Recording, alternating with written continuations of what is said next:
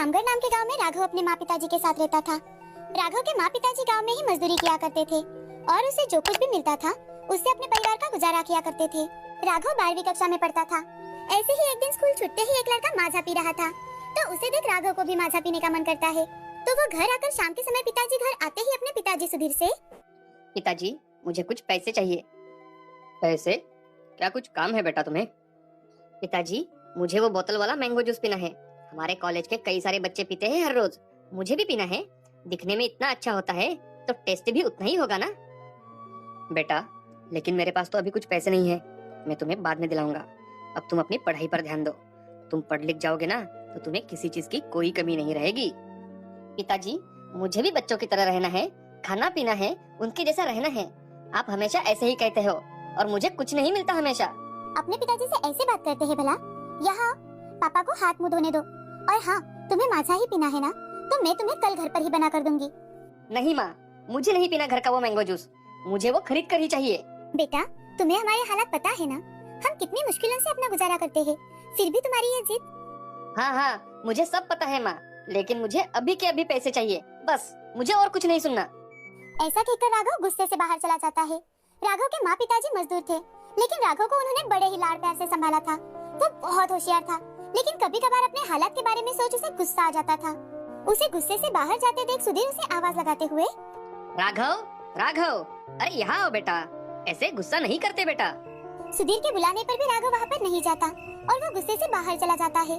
तो सुधीर शालिनी से, शालिनी राघव सही तो कहता है, हमारे इकलौते बेटे की हम एक ख्वाहिश भी नहीं पूरी कर सकते। मैं काम करता हूँ, कल आते वक्त साहब से कुछ एडवांस मिलता है क्या देखता हूँ। अजी कोई जरूरत नहीं है, मैं उसको घर में ही बना कर दूंगी। वैसे भी अब गर्मी का मौसम है तो आम तो मिलते ही है, और माजा भी तो आम का रस ही तो होता है ना, मीठा वाला। दूसरे दिन शालिनी खेतों से आते वक्त आम लेकर आती है और घर में ही आम का रस निकाल कर राघव को देने जाती है। राघव ये देखो मैंने तुम्हारे लिए क्या बनाया है, आम रस। यही पीना था ना तुम्हें? नहीं माँ, मुझे नहीं पीना घर का आम रस, आप ही पी लो, मुझे तो दुकान से खरीद कर ही चाहिए। अरे राघव बेटा, तुम्हारी माँ ने तुम्हारे लिए कितनी मेहनत से बनाया है, तुम एक बार चक्कर तो देखो। और हाँ, अगर तुम्हें ये पसंद नहीं आया ना तो मैं खुद दुकान से तुम्हें ला कर दूंगा। पिताजी आप सच तो बोल रहे हो ना? हाँ बेटा सच कह रहा हूँ। अपने पिताजी की बात मानकर राघव थोड़ा सा आम रस पी लेता है, तो उसको वो आम रस इतना ज्यादा पसंद आता है कि वो पूरा का पूरा आम रस पी लेता है और अपनी माँ से, अरे वाह माँ, ये तो बहुत अच्छा बना है, मुझे बहुत पसंद आया। पिताजी अब मुझे दुकान का आमरस नहीं चाहिए, अब तो मैं माँ के हाथ का ही आमरस पिया करूँगा। माँ कल मुझे स्कूल में भी दोगी ना? अब राघव अपने माँ पिताजी को सॉरी कहकर माँ पिताजी के गले लगता है और रात को खाना खाकर सभी सो जाते हैं। दूसरे दिन राघव अपने दोस्तों को भी आमरस लेकर जाता है। तभी स्कूल के कुछ अमीर ज्यादा लड़के उसे चिढ़ाने लगते हैं, लेकिन उसके कुछ दोस्त आमरस पीकर देखते हैं तो उन्हें भी वो बहुत ज्यादा पसंद आता है। तो राघव का दोस्त सूरज राघव से, राघव ये कितना अच्छा बनाया है तुम्हारी माँ ने, बाहर मिलता है उससे तो कई अच्छा है ये। हाँ वो तो है, अरे कुछ भी, ये तो घर का आमरस है और तुम इसे माजा समझकर पी रहे हो। एक बार पीकर तो देखो, फिर पता चलेगा। राघव को चिढ़ाने वाले बच्चों में से एक बच्चा भी आमरस पीकर देखता है तो उसे भी वो आमरस इतना ज्यादा पसंद आता है कि अब हर रोज राघव को आमरस लाने के लिए सभी कहने लगे। अब कुछ दिन ऐसे ही बीत जाते हैं। एक दिन सुधीर की तबीयत बहुत खराब हो जाती है। सुधीर सोच में पड़ जाता है कि आखिर अब क्या होगा। अब सुधीर कुछ टेंशन में दिखाई दे रहे थे कि तभी राघव अपने पिताजी से, पिताजी क्या हुआ है? मैं कई दिनों से देख रहा हूँ आप बहुत चिंता में दिखाई दे रहे हो। कुछ नहीं बेटे, वो तो बस ऐसे ही। पिताजी बताओ ना क्या बात है? बेटे इतने दिन में मैं मेहनत करके पैसा कमाता था तो कम से कम हमारा घर ठीक ठाक तरीके से तो भी चलता था, लेकिन अब तो मेरी तबीयत दिन बर दिन बिगड़ती जा रही है। अब सारा काम तुम्हारी माँ को ही करना पड़ता है बेटा, बस यही सब सोच रहा था। देखिए पिताजी, आपकी तबीयत वैसे भी खराब है, अब आप इन बातों के बारे में मत सोचिए, आप बस आराम कीजिए। अब राघव मन ही मन, पिताजी अपनी तबीयत बिगड़ने पर भी घर के बारे में कितना सोचते हैं। अब मुझे ही कुछ ना कुछ करना होगा और घर की जिम्मेदारी भी लेनी होगी। स्कूल छूटने पर मुझे कुछ काम करना ही होगा। अब राघव अपने माँ को खेत से अच्छे अच्छे आम खरीद कर लाने के लिए कहता है और फिर उन्हें लेकर एक टोकरी में रखकर गांव में बेचने के लिए निकल पड़ता है। तभी एक आदमी राघव से, अरे ओ आम वाले, आम कैसे दिए हैं? 50 रुपए किलो दिए हैं दादाजी। 50 रुपए? इतने महंगे? दादाजी महंगा कहाँ है दादाजी? अगर आप बाजार जाकर देखोगे तो देखो कितना महंगा मिलता है आम वहाँ। और ये तो पेड़ पर पके अच्छे आम हैं। एक बार खाओगे तो बार बार मुझसे ही खरीदोगे आप। ऐसा कहते हो तो ठीक है बेटा, तुम मुझे 2 किलो आम दे दो। पहले ही दिन राघव के 5 किलो आम बिक जाते हैं। अब राघव ऐसे ही हर रोज आम बेचने लगता है और अपने कमाए हुए पैसे अपने माँ पिताजी को दे देता है। एक दिन राघव आम बेचने के लिए गांव में जाता है तो उसे अपना दोस्त सुधीर दिखाई देता है।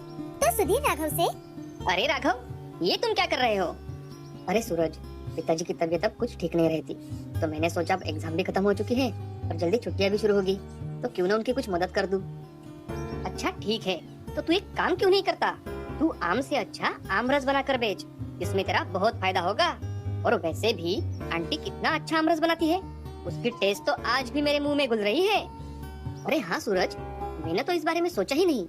अब घर आकर राघव सुधीर की बातें अपनी माँ को बताता है। दूसरे दिन राघव आम के साथ साथ अपनी माँ की मदद से आम रस बनाकर वो भी गाँव में बेचने जाता है। पहले दिन कुछ लोग उसका मजाक उड़ाते हैं, लेकिन कुछ लोग उसके पास का आम रस पीकर देखते हैं तो उन्हें भी वो बहुत पसंद आता है।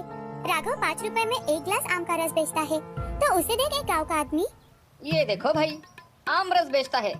ऐसे भी भला कोई आम रस बेचता है क्या?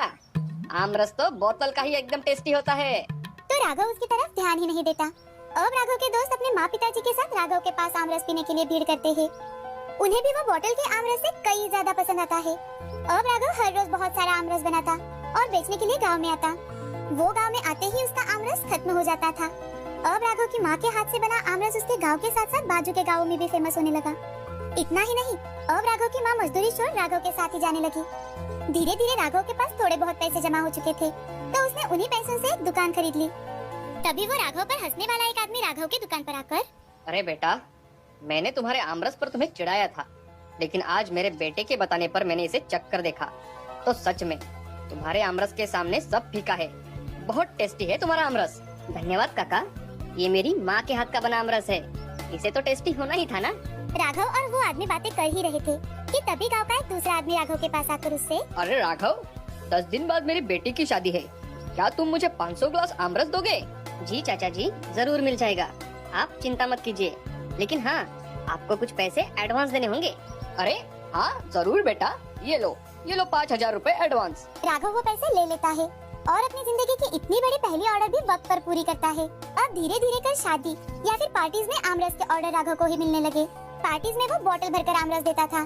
धीरे धीरे अब राघव ने अपना आमरस पैकिंग करके शहर में बेचना शुरू कर दिया। इतनी कम उम्र में ही उसने बहुत तरक्की कर ली और ये देख उसके पिताजी बहुत खुश थे। अब राघव अपने पिताजी का अच्छे से इलाज करवाता है और अपनी माँ के साथ खुशी खुशी